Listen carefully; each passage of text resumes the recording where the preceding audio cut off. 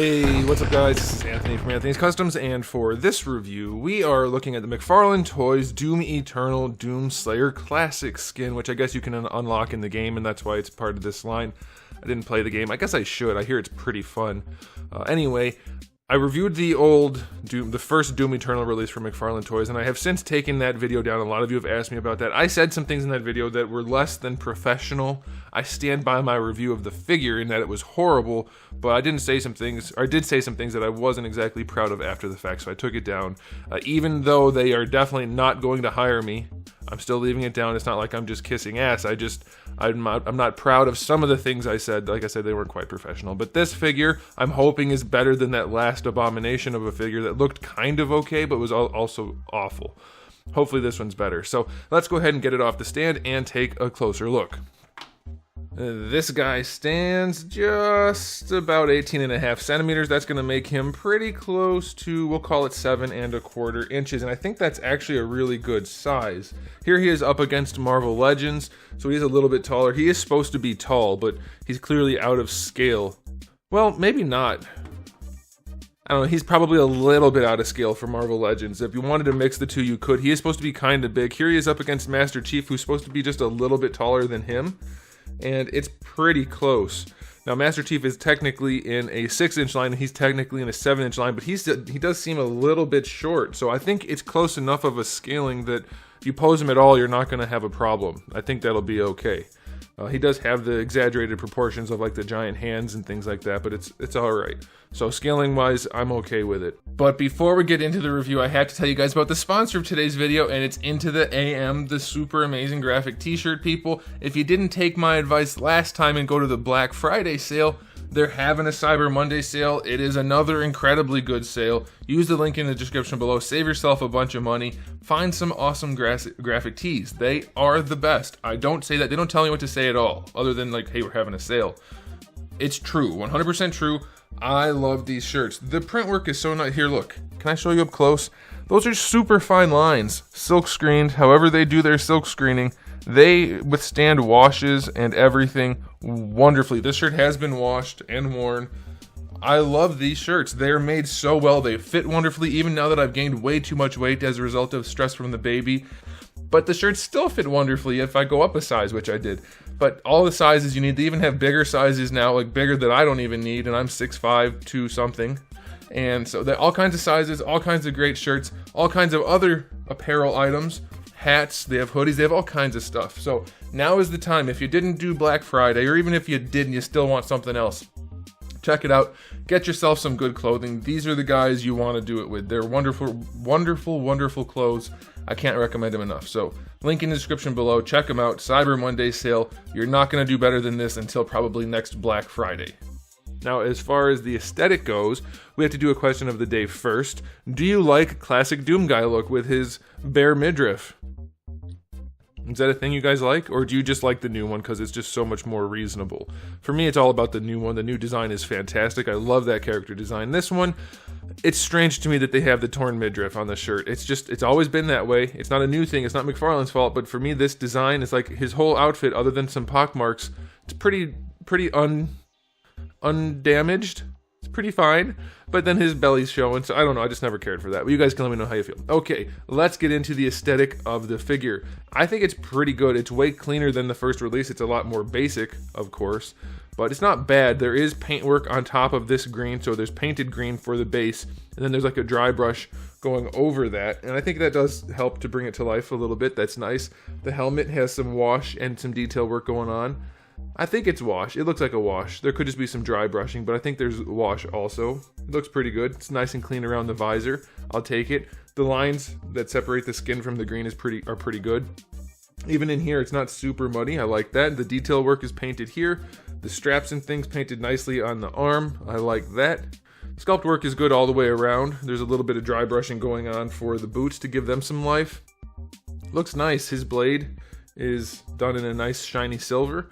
Yeah, I'm pleased with it. Aesthetically speaking, other than the skin being slightly pallid, I think is pallid the right word? I think it is. I think it looks pretty darn good. I'm pleased with it aesthetically. The only biggest gripe I have is that his diaper piece doesn't quite match the legs. It's a little bit of a darker green, so that's a bummer. I can't tell if the legs have paint on them. I don't think they do. I also want to point out, a lot of people comment on me calling it a diaper and that it's because it looks too big. No, that's just what they're called. This piece is called a diaper piece if it's a separate floating, especially if it's a soft crotch piece, it's referred to as a diaper. It has nothing to do with if it looks good or bad. Other than the coloring, this one looks pretty good. So it's not about that, it's just what the piece is called. I'll comment, well, I guess I'll comment on it now. I do think they should take a little bit away from the peeper area on the sides to bring the legs up farther. We'll see how that works though. So yeah, aesthetically speaking, I'm pretty pleased with it. I think they did a decent job, so I'm gonna go 8 out of 10. I like it. Change the arm color a little bit, change the crotch piece to match properly, and I think you're golden. All right, let's talk about accessories. Does this thing come off? Okay, this does come off. It comes on him in the package. I'm not sure if it's meant to come off, but you can take it off if you want to. So you do get the arm piece. We'll count that if you want. This is just on a ball peg, so that'll definitely come off if you want. So you can, I think, did Retro 1 not have the gun and the sword thingy? I think that's what it is. Like in the original game, he didn't have those things. So if you want to pop those off, you can. So that's pretty cool. We'll get into that with Articulation. We do get this double-barreled shotgun with the little spiky blade thingies. That's nicely done. And then we get the Doom display stand, which is what it is. So not a ton going on here, but I'd say it's enough, except for the fact that we just have 2 trigger finger hands and only 1 gun. That's freaking annoying. Give him a fist hand or just an open hand if you're not going to give him 2 guns to hold. Does he even hold 2 guns? Does he dual wield in the game? I don't think so, but I'm not positive. Like I said, I haven't played it. I would definitely prefer a fist hand rather than a second trigger finger. That's just silly. So I'm going to knock it down a point. We're only going to go 6 out of 10 for accessories. The dual trigger finger hands is just silly.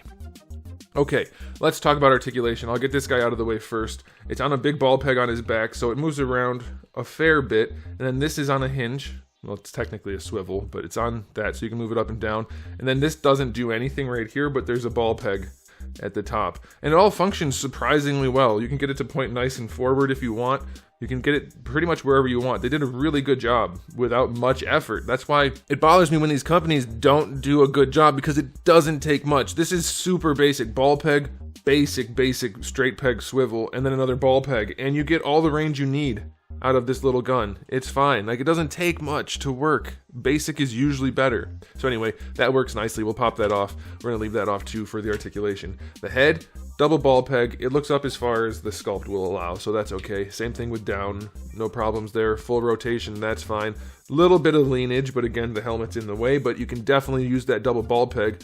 It wants to fight a little bit. It's biting, but it's fine. You can get such a better pose with a double ball peg. You can lean and turn at the same time, and that's just, like, imagine him holding the gun, pointing at something. That looks so much better with the head cocked like that. I love it.